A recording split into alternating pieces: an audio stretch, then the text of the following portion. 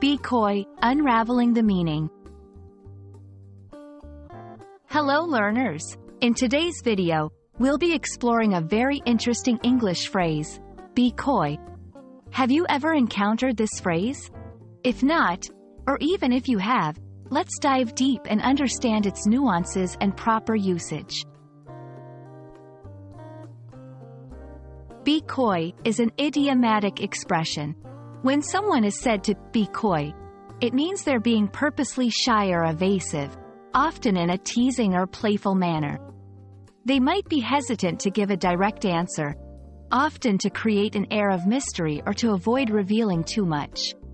For example, if someone asks a friend about their plans for the weekend and the friend answers with a mysterious smile and says, "Oh, you'll see," that friend is being coy. The word coy originally comes from the Latin word coactus, which means forced. Over time, its meaning shifted to someone who acts shy or modest, especially in a way that can be seen as appealing or attractive. Think of it as a playful form of shyness.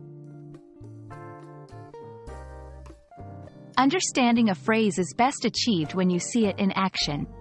Here are a few examples.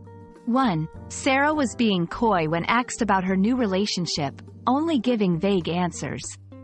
2. When questioned about his surprise gift, John played coy, only hinting at what it might be. 3. Why are you being so coy about your vacation plans? Tell us where you're going. 1. Don't overuse it. Like many idioms, using it too frequently can make your speech or writing sound repetitive. 2. Context is key. Ensure that you're using the phrase in appropriate situations where someone is genuinely being evasive or playful, not when they're genuinely shy or unsure.